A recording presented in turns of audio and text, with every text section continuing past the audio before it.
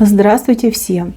Добро пожаловать на канал Магия Песка. Старинные турецкие гаремные гадания на песке для вас. Мои дорогие зрители, гости, подписчики, всех вас хочу поблагодарить за ваши лайки, хорошие добрые комментарии, за вашу поддержку моего канала. Земной вам поклон. Давайте сегодня сделаем отсыпочку на такую тему. Какие шансы и возможности вам будут даны в личной жизни? Если тема интересна, пожалуйста, загадайте на себя и загадайте свой срок. Я думаю, что все уже настроились. Убираю Назар. Прошу высшие силы дать мне возможность ответить на все ваши вопросы и послать для вас только самую важную, нужную и полезную информацию.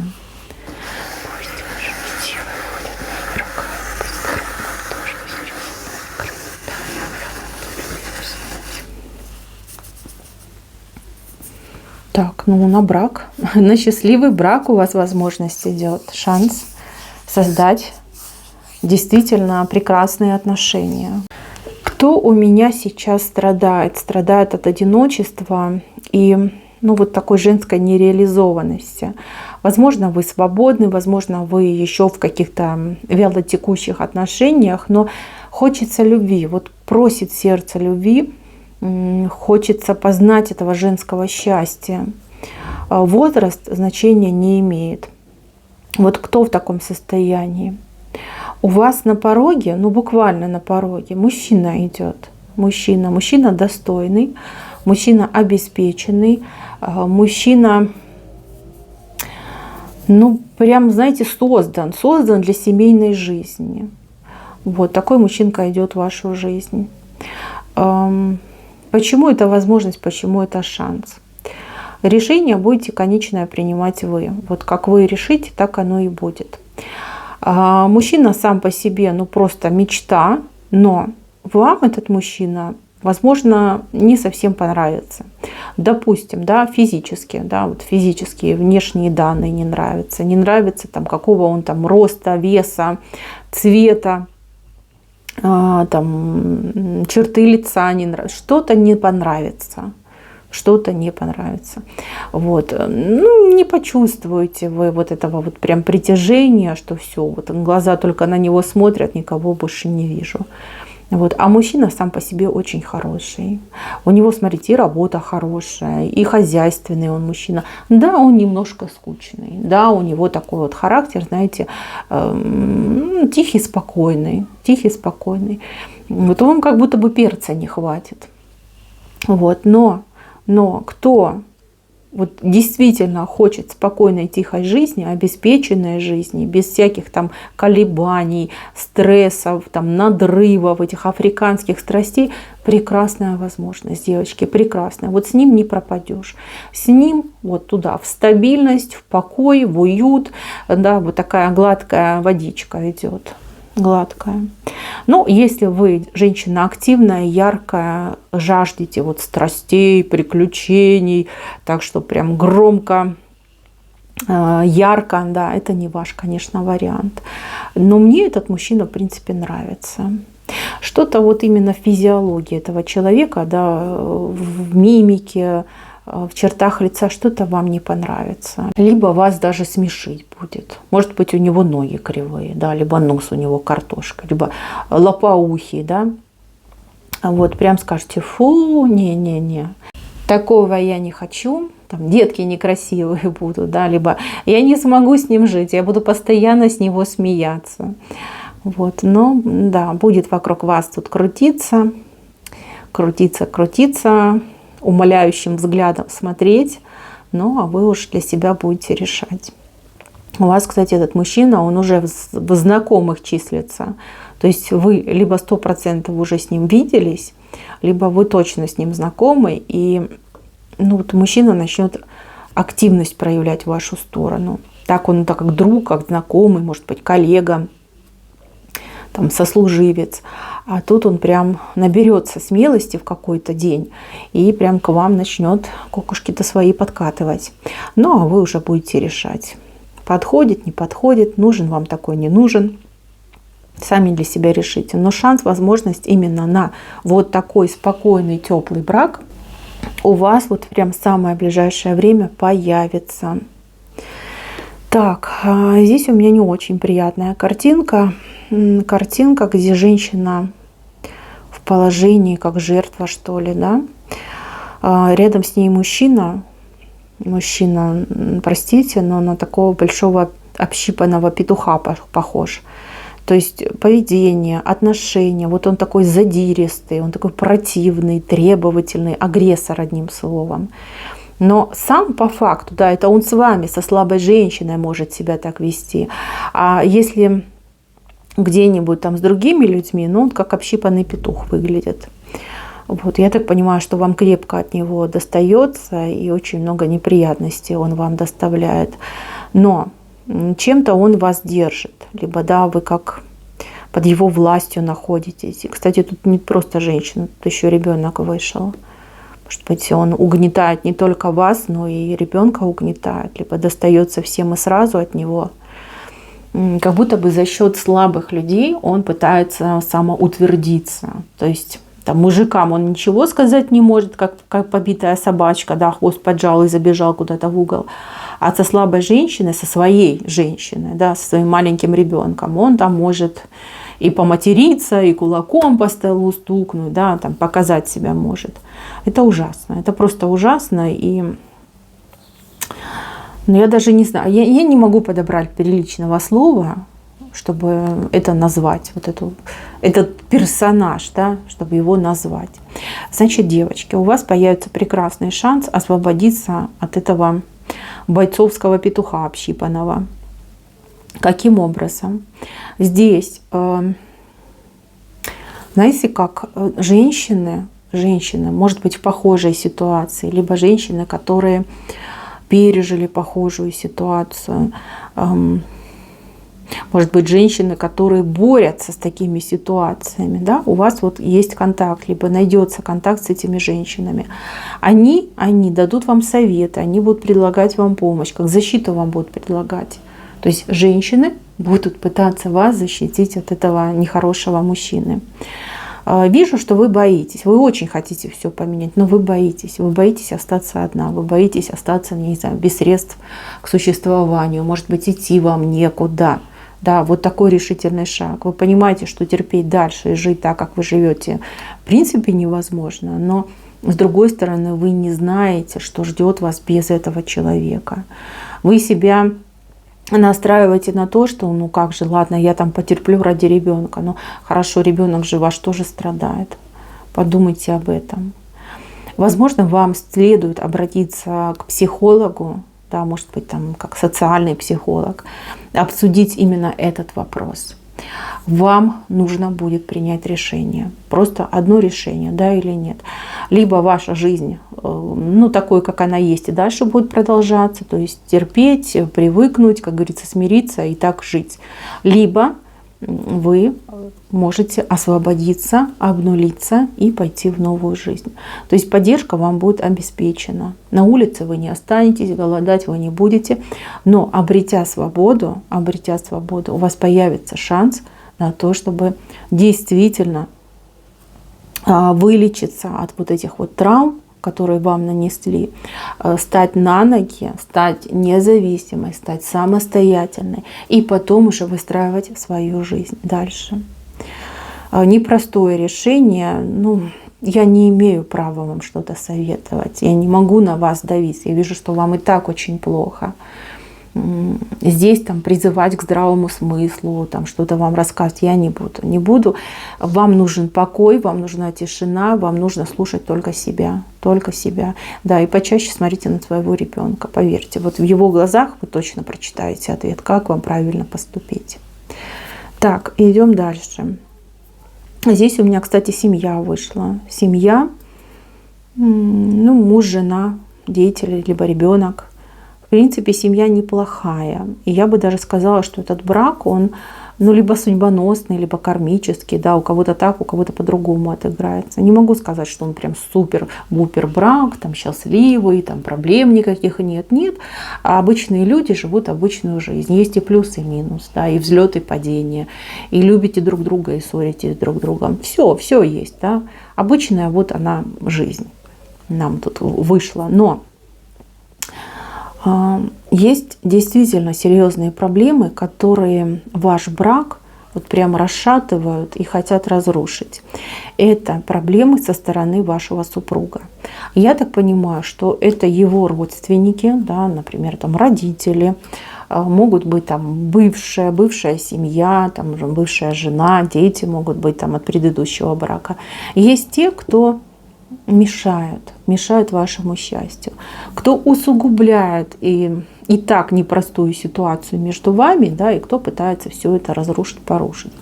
Смотрите, если вы страдаете от происков свекрови либо от бывшей, то у вас появится прекрасный шанс куда-то уехать, переехать. Вот так все вместе, да, семья просто берет и уезжает. Там, жили вы в одном городе, переедете в другой город. Жили вы в одной стране, переезжаете вы в другую страну. Возможность такая либо уже появилась, либо вот-вот у вас появится.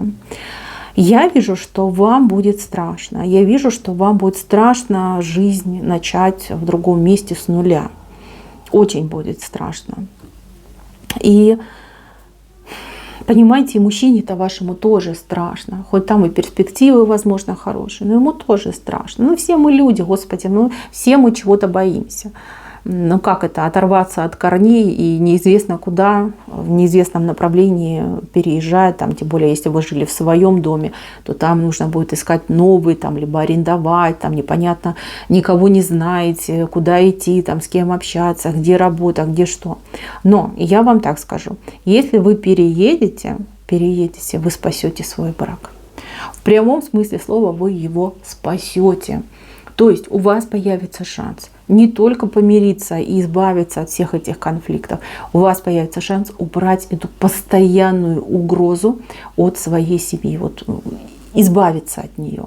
Потому что на расстоянии вот эти люди, которые мешают, они не дотянутся, не смогут вам помешать.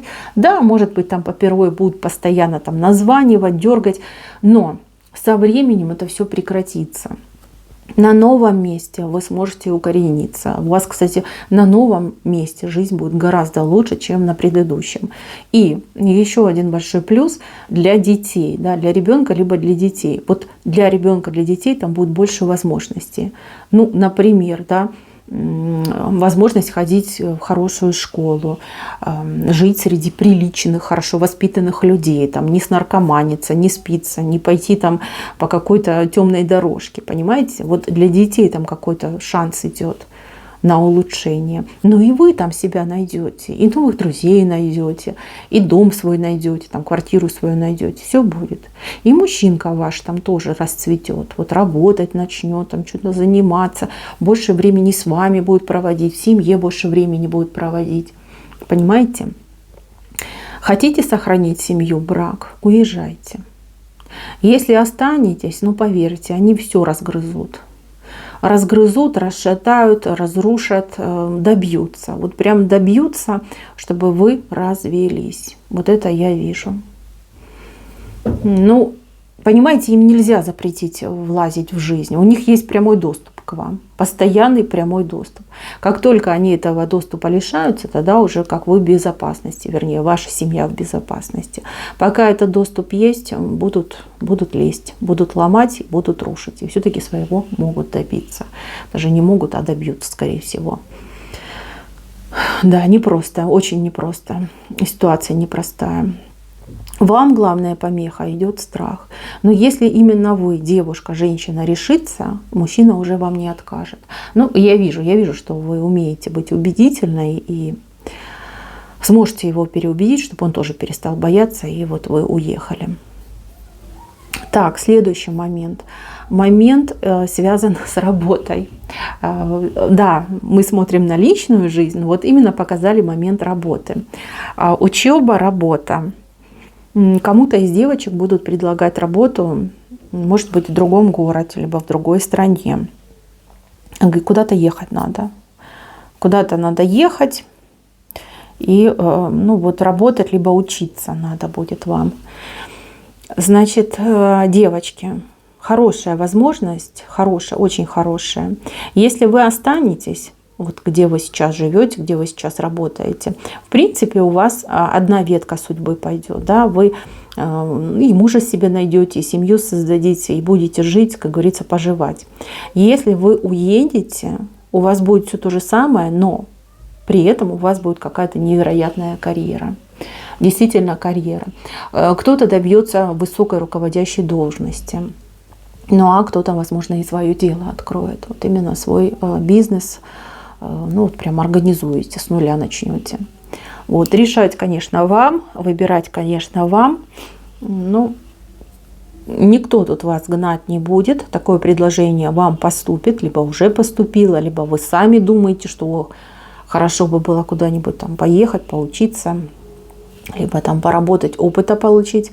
Это действительно хорошо, это большой плюс. В принципе, если вы остаетесь, я еще раз говорю, вы особо не теряете. В чем вы потеряете, так это возможности по карьере вырасти, добиться каких-то высот. Если вы человек не амбициозный, вы говорите, да, я хочу быть домохозяйкой, тогда, конечно же, оставайтесь. А если вы хотите мир посмотреть, себя показать и действительно реализоваться целиком и полностью, там, где вы сейчас находитесь, возможности никакой не будет на это. Это только уезжать, уезжать и переезжать. Так, дальше идем. Возможность, шанс. Ну, здесь выходит друг. Друг, товарищ, приятель. Причем, девочки, это не женщина. Вот понятно, что меня женщины смотрят в основном. Это мужчина вышел. То есть у вас будет прекрасный шанс подружиться с мужчиной. Подружиться именно. Не для отношений, не для любви, а именно для дружбы. Так, этот мужчина, он самодостаточный, он взрослый, он обеспеченный. И он с каким-то необычным подходом к жизни, очень творческий, какое-то мышление у него нетипичное. Этого человека вы сначала как побаиваться будете. Вы будете его сначала в чем-то подозревать, в каких-то сквернах, но потом убедитесь, что он очень хороший человек, очень душевный и очень правильный. Вот в плане жизни, отношений, в плане вот совести, да, вот вас это подкупит. Он действительно хороший человек. Вот если вы с ним подружитесь, если вы не побоитесь его какого-то маргинального подхода к жизни, да, какого-то эпатажного там стиля в одежде, либо действительно каких-то мыслей необычных, нестандартных, поверьте, вы не пожалеете. Это настоящий друг, преданный, верный, такой, знаете, что прям за вас пойдет и попу будет рвать, да, добиваться для вас будет. О себе думать не будет, будет думать о вас. Да, девчоночки, так иногда бывает. Мужчины и женщины могут прекрасно дружить. Да, это редкость, но вам выпадает именно такой шанс. Друг, настоящий друг. Так, и еще момент. Понимаю, что не для всех, но должна это вам озвучить. Здесь у меня идет брак по договоренности. Но смотрите, у кого-то это именно договоренность между мужчиной и женщиной, как бизнес. Вам, например, нужны документы, ну, на проживание, допустим, да, там, на прописку. И вы вот с мужчиной договоритесь, чтобы он на вас женился, там, например, за оплату, да, и чтобы вы могли получить эти документы. У других, например, отыграется, что это брак, когда за вас договариваются. Ну, да, вот как сводничество, да, вас там сводят. А может быть, вы принадлежите к той культуре, когда родители выбирают там, жениху невесту и невесте жениха. Да? Так тоже в наши дни бывает. То есть это какой-то договорняк идет. Звучит, конечно, страшно, звучит очень так прямо шкаробит, но поверьте, это везение. Если вы, женщина, покупаете себе брак для того, чтобы оформить какие-то документы, поверьте, мужчина вас не обманет, и, возможно, через этого мужчину вы с кем-то очень важным для своего будущего познакомитесь. Да? Возможно, он вас, именно этот мужчина, познакомит с вашим будущим настоящим мужем. Не поддельным, да, а именно настоящим мужем. По крайней мере, я вижу, что этот мужчина не только выполнит свою часть контракта, но и будет вам еще как-то вот помогать и вас поддерживать. То есть не обманет, не бросит и не будет вами пользоваться. То есть, в принципе, вы не пожалеете. Задумку свою сделаете.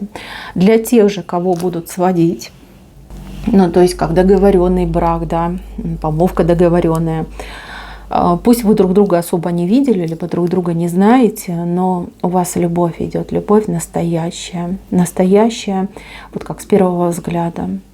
У вас прекрасная семья появится, и про ваш брак. Вот и вы будете говорить, и те, кто вас знает, вот все будут говорить, вот повезло, счастливый, удачный брак. Вот. Так что не бойтесь этого, не бойтесь. Вот Боженька, Он вас любит. Он вам хорошего мужа даст. Соответственно, вашему будущему мужу он даст хорошую жену. Да, это добрый брак будет. Люди, понимаете, вот кто выбирает, да, кто выбирает там жениха, невесту, они ведь с любовью это делают. То есть ваши, например, родители вас любят. Что вы думаете, вам дурака какого-то выберут? Нет, выберут самого достойного, самого приличного. Вот сердце прям подскажет. И то же самое со стороны мужчины. Его родители выберут самую достойную женщину. Это очень хороший, счастливый брак, и он будет очень долгим и очень плодовитым. Тут и, знаете, либо детей у вас много будет, либо у вас потом будет очень много внуков. Проживете всю жизнь вместе, вот прям душа в душу проживете. Никогда не пожалеете, что именно такой брак у вас состоялся. Так, мои милые, на этом все. Спасибо всем за внимание. Всем пока-пока.